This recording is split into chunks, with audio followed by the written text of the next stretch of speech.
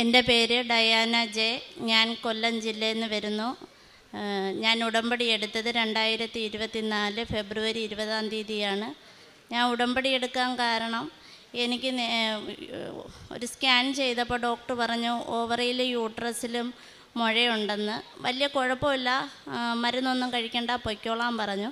അത് കഴിഞ്ഞ് ഞാൻ 1 വർഷം കഴിഞ്ഞ് വീണ്ടും ടെസ്റ്റ് ചെയ്തപ്പോൾ എനിക്ക് ഡോക്ടർ പറഞ്ഞ് കുഴപ്പമില്ല, എന്നാലും ഒരു ബ്ലഡ് ടെസ്റ്റ് ചെയ്യാൻ പറഞ്ഞു. അങ്ങനെ CA-125 എന്നെ കൊണ്ട് ടെസ്റ്റ് ചെയ്യിച്ചു. അത് ഒവേറിയൻ ക്യാൻസറിൻ്റെ ടെസ്റ്റായിരുന്നു. ആ റിസൾട്ട് വന്നപ്പോൾ എനിക്ക് പോസിറ്റീവായിരുന്നു. അത് കഴിഞ്ഞ് ഞാൻ എന്നെ അവർ മെഡിക്കൽ കോളേജിലേക്ക് റെഫർ ചെയ്തതായിരുന്നു, ക്യാൻസർ പേഷ്യൻ്റ് എന്നും പറഞ്ഞ്. ഞാൻ മെഡിക്കൽ കോളേജിൽ പോയില്ല, നേരെ ഇവിടെ വന്ന് ഉടമ്പടി എടുത്ത് ജോസഫ് അച്ഛൻ്റെ ബ്ലെസ്സിങ്ങും മേടിച്ചു. തൈലം കൊണ്ട് എന്നെ ജോസഫ് അച്ഛൻ ബ്ലെസ് ചെയ്തു, തൈലം പൂശി. അത് കഴിഞ്ഞ് അതിന് ശേഷം ഞാൻ ഇപ്പോൾ കഴിഞ്ഞ 2 ആഴ്ചയ്ക്ക് മുമ്പ് വീണ്ടും CA-125 ടെസ്റ്റ് ചെയ്തു. അപ്പോൾ എനിക്ക് നെഗറ്റീവാണ് കാണിച്ചത്. ഡോക്ടറിനെ റിസൾട്ട് കാണിച്ചപ്പോൾ എന്നോട് പറഞ്ഞത് മരുന്ന് പോലും കഴിക്കണ്ട. എന്നാൽ ഞാൻ അങ്ങോട്ടാണ് ഡോക്ടറിനോട് പറഞ്ഞത് ഓവറിയും യൂട്രസ് റിമൂവ് ചെയ്യാമെന്ന്. അപ്പോൾ ഡോക്ടർ പറഞ്ഞു മരുന്ന് പോലും കഴിക്കണ്ട, കുഴപ്പമില്ല, നോർമലാ, വലിയ പ്രശ്നമൊന്നും ഇല്ലാത്തയാ, വെറുതെ യൂട്രസ് റിമൂവ് ചെയ്യണ്ടെന്ന്. എൻ്റെ 2ാമത്തെ ഉടമ്പടിയെന്ന് വെച്ചാൽ ഇതെൻ്റെ ഇളയ മകനാണ്. മോന് ചെവിയുടെ ഭാഗത്തൊരു മുഴയുണ്ടായിരുന്നു, കൊച്ചിലേ ഉണ്ടായിരുന്നു. ഞങ്ങൾ അന്നൊക്കെ ഡോക്ടറിനെ കാണിച്ചപ്പോൾ പറഞ്ഞു മുഴ വലുതാകുന്നോ എന്ന് നോക്കിയാൽ മതി എന്ന്. ഇപ്പോൾ നോക്കിയപ്പോൾ മുഴ അടുത്തത് വീണ്ടും വന്നു. അങ്ങനെ ഞാൻ ഉടമ്പടിയിൽ നിയോഗം വെച്ചു, മോൻ്റെ മുഴ മറ്റ് പ്രശ്നങ്ങളൊന്നും ഉണ്ടാകരുതെന്ന്. എന്നിട്ട് ഞങ്ങളത് ബയോപ്സിക്ക് അയച്ചപ്പോൾ നോർമൽ മുഴയാണ്, കുഴപ്പമൊന്നുമില്ലെന്ന് പറഞ്ഞു.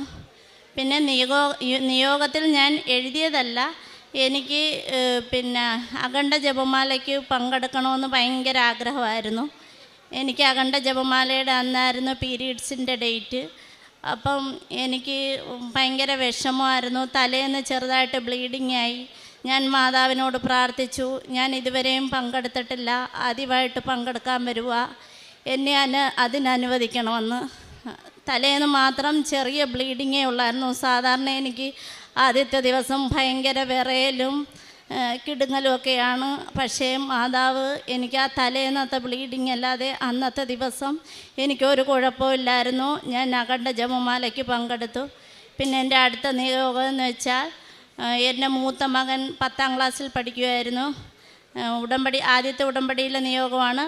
10ാം ക്ലാസ്സിൽ പഠിച്ചിരുന്ന സമയത്ത് പഠിക്കാൻ നല്ല വലിയ കുഴപ്പമില്ലാതെ പഠിക്കുമായിരുന്നു. അതിനുശേഷം കൂട്ടുകാരുമായിട്ട് കൂടി ഉളപ്പായി. അങ്ങനെ ഞാൻ മോഡൽ എക്സാമിനൊക്കെ ചെന്ന് മാർക്ക് നോക്കിയപ്പോൾ വളരെ മോശമായി. ഞാൻ ഒത്തിരി വഴക്ക് പറഞ്ഞിട്ട് സൈൻ ചെയ്ത് ഞാൻ കരഞ്ഞുകൊണ്ടാണ് ഇറങ്ങി. എന്നിട്ട് ട്യൂട്ടോറിയലിലെ സാറിനെ വിളിച്ച് ഞാൻ കരഞ്ഞു.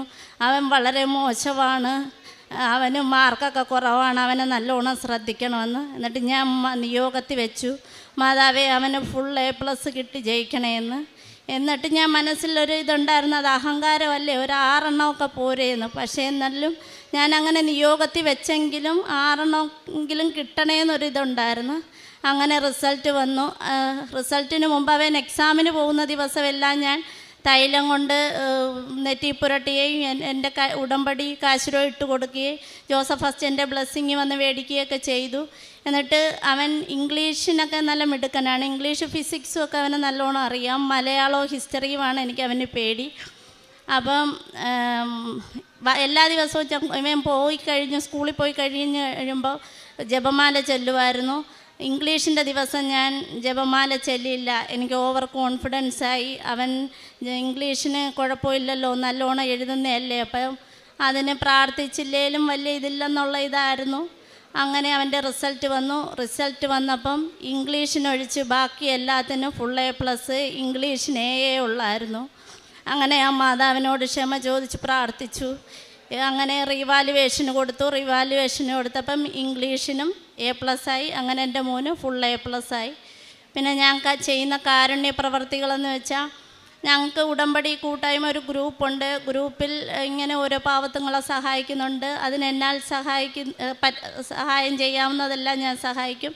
പിന്നെ ഓരോ ചാരിറ്റബിൾ ട്രസ്റ്റിൻ്റെ ഡ്രസ്സിനൊക്കെ വീട്ടിൽ വരുമ്പോൾ എന്നാൽ കഴിയുന്ന ഡ്രസ്സൊക്കെ ഞാൻ കൊടുക്കാറുണ്ട്. പിന്നെ എല്ലാ മാസവും ഞാൻ ഇവിടെ വരും. ഒറ്റയ്ക്കാണെങ്കിലും ഞാൻ ബസ് കയറി ഇവിടെ വന്ന് പത്രം മേടിച്ച് വിതരണം ചെയ്യാറുണ്ട്. വ്യക്തിപരമായുള്ള മാറ്റം എന്ന് പറയുമ്പോൾ ഞാൻ സാധാരണ ഞായറാഴ്ച കുർബാനയ്ക്ക് പോകുന്നതന്നെ എനിക്ക് ഭയങ്കര മടിയാണ്. ഇപ്പം കൃത്യമായി ഞായറാഴ്ച കുർബാനയ്ക്ക് പങ്കെടുക്കുകയും നല്ല വിശ്വാസത്തോടു കൂടി ആണ് പങ്കെടുക്കുന്നത്. പിന്നെ എല്ലാ ദിവസവും വീട്ടിൽ ജപമാല ചെല്ലാറുണ്ടായിരുന്നു. നേരത്തെ ജപമാലയൊന്നും അങ്ങനെ ചെല്ലാറില്ലായിരുന്നു. ഇപ്പം കൃത്യമായി ജപമാല ചെല്ലും. അരമണിക്കൂർ ബൈബിള് വായിക്കും. മാക്സിമം എന്നെ കൊണ്ട് ചെയ്യാൻ പറ്റുന്നതെല്ലാം ദിവസം ഒരു 5 ജപമാലയെങ്കിലും മാക്സിമം ഞാൻ ചെയ്യാൻ ശ്രമിക്കും. യെശയ്യാ പ്രവാചകൻ്റെ പുസ്തകം 12-ാം അധ്യായം 2 മുതലുള്ള തിരുവചനങ്ങൾ അരുളി ചെയ്യുന്നു. ഇതാ ദൈവമാണ് എൻ്റെ രക്ഷ, ഞാൻ അങ്ങയിൽ ആശ്രയിക്കും, ഞാൻ ഭയപ്പെടുകയില്ല.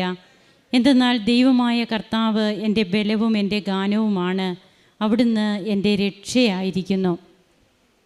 ദൈവം ബലവും ഗാനവുമായ, ദൈവം രക്ഷയായ അനുഭവങ്ങളാണ് ഉടമ്പടിയുടെ അനുഭവ സാക്ഷ്യങ്ങളായിട്ട് നാം കേട്ടുകൊണ്ടിരിക്കുക.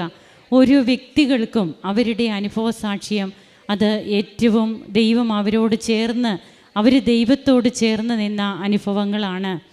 ഇന്നിവിടെ തൻ്റെ രോഗസൗഖ്യത്തെക്കുറിച്ച് ക്യാൻസർ ഹോസ്പിറ്റലിലേക്ക് തന്നെ പറഞ്ഞു വിട്ടു ഡോക്ടേഴ്സ്. എന്നാൽ പിന്നീട് തൻ്റെ റിസൾട്ടിൽ പോസിറ്റീവായിരുന്നത് ക്യാൻസർ പേഷ്യൻ്റ് ആണെന്നും പറഞ്ഞ് തിരുവനന്തപുരം മെഡിക്കൽ കോളേജിലേക്ക് റെഫർ ചെയ്തു. എന്നാൽ അവിടെ പോയില്ല. ഈ മകൾ വന്നത് കൃപാസനത്തിലെ ഡോക്ടറിൻ്റെ അടുത്തേക്കാണ്, പരിശുദ്ധ അമ്മയുടെ അടുത്തേക്ക്. അമ്മയെ വന്ന് കാണുന്നു. ബഹുമാനപ്പെട്ട VP ജോസഫ് അച്ഛൻ്റെ കൈവയ്പ് ശുശ്രൂഷ സ്വീകരിക്കുന്നു. പിന്നീടാണ് ഡോക്ടേഴ്സിനെ കാണാൻ പോവുക. അപ്പോൾ അവിടെ ചെല്ലുമ്പോൾ തനിക്ക് താനൊരു ക്യാൻസർ പേഷ്യൻ്റ് ആണെന്നും പറഞ്ഞ് വിട്ട ആ റിസൾട്ട് പിന്നീട് നോക്കുമ്പോൾ ആ റിസൾട്ട് നെഗറ്റീവാണ്. അതായത് പിന്നീട് തനിക്ക് ആ ഒരു അസുഖമേ തനിക്കില്ല എന്നുള്ള റിപ്പോർട്ടാണ് കിട്ടുന്നത്. ഉടമ്പടി നേർച്ച വസ്തുക്കൾ ഉപയോഗിച്ചു. അതുപോലെ വീണ്ടും തൻ്റെ മക്കളുടെ കാര്യം, മകൻ്റെ കൂടെ നിൽക്കുന്ന മകൻ്റെ രോഗസൗഖ്യവും മറ്റൊരു മകൻ്റെ പരീക്ഷാ വിജയം, അതിലൊക്കെ നാം ദൈവത്തെ പൂർണ്ണമായും ദൈവത്തിനെ ഏൽപ്പിക്കുമ്പോൾ അത് നമ്മുടെ വിശ്വാസം, ആ വിശ്വാസവും അതുപോലെ ദൈവസ്നേഹവും നാം അതിൽ ഉൾപ്പെടുത്തണം. ദൈവസ്നേഹം കൊണ്ട് നിറഞ്ഞാണ് നാം നമ്മുടെ ഓരോ കാര്യങ്ങളും, പ്രത്യേകിച്ച് നമ്മുടെ മക്കളുടെയൊക്കെ കാര്യത്തിൽ അത് പൂർണ്ണമായും ദൈവം ഏറ്റെടുത്ത് നടത്തുന്ന ഒരു പ്രവർത്തനമായിട്ട് തന്നെ നാം നമ്മുടെ മക്കളെ സമർപ്പിച്ചൊക്കെ പ്രാർത്ഥിക്കുമ്പോൾ അതിൽ നിന്ന് അല്പം വിട്ടുപോയപ്പോൾ എന്താണ് സംഭവിച്ചതെന്ന് ഈ മകൾ പറഞ്ഞു. തൻ്റെ മകന് ഏറ്റവും എളുപ്പമുള്ള സബ്ജക്റ്റുകളൊക്കെ ഈ മകളും ഈസി ആയിട്ട് തന്നെ എടുത്തു. എന്നാൽ അവിടെ പിന്നീട് അമ്മയോട് ക്ഷമ പറയുകയും എല്ലാറ്റിനും A+ കിട്ടുകയും ഒക്കെ ചെയ്യുന്ന കാര്യം നാം അനുഭവത്തിൽ, ഈ സാക്ഷ്യത്തിലൂടെ നാം കേൾക്കുകയായിരുന്നു. ജീവിതത്തിൽ നമുക്ക് ഈശോ നമ്മോട് കൂടെയുള്ള അനുഭവ സാക്ഷ്യങ്ങളാണ് നമുക്ക് അൾത്താരയിൽ പങ്കുവയ്ക്കുമ്പോൾ ഈ അനുഭവ സാക്ഷ്യങ്ങളിലൂടെ ദൈവത്തെ നാം മഹത്വപ്പെടുത്തുകയും അതോടൊപ്പം തന്നെ വ്യക്തി ജീവിതത്തിൽ വന്ന മാറ്റങ്ങൾ, തനിക്ക് എത്രമാത്രം ഇന്ന് ജപമാലയോടൊക്കെ ജപമാല ഇഷ്ടപ്പെട്ട് ദൈവസ്നേഹത്തോടെ പ്രാർത്ഥിക്കുന്നു. വിശുദ്ധ കുർബാന എത്രമാത്രം ശ്രദ്ധയോടെ തീഷ്ണതയോടെ അതിലൊക്കെ പങ്കുചേരുന്നു. ആത്മീയമായിട്ടും അതുപോലെ വ്യക്തിപരമായിട്ടുമൊക്കെ തനിക്ക് വന്ന മാറ്റങ്ങളെക്കുറിച്ച് ഈ മകൾ പറയുമ്പോൾ ഇനിയും ഇവരുടെ ജീവിതത്തിൽ ഈശോയുടെ കരം പിടിച്ചുകൊണ്ട് മുമ്പോട്ട് പോകുവാൻ ഈ മകൾക്കാകട്ടെ എന്ന് നമുക്ക് ആശംസിക്കാം, പ്രാർത്ഥിക്കാം. കരങ്ങളടിച്ച് നമുക്ക് ദൈവത്തെ മഹത്വപ്പെടുത്താം. യേശുവേ നന്ദി, യേശുവേ സ്തുതി, യേശുവേ ആരാധന. അത്യപൂർവ ദൈവാനുഭവങ്ങൾ ഇനി നിങ്ങൾക്കും സ്വന്തം.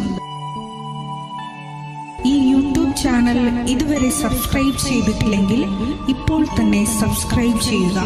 ഈ വീഡിയോ ഇപ്പോൾ തന്നെ നിങ്ങളുടെ സുഹൃത്തുക്കൾക്ക് ഷെയർ ചെയ്തുകൊണ്ട് കർത്താവിൻ്റെ പ്രേക്ഷിതരാകുക.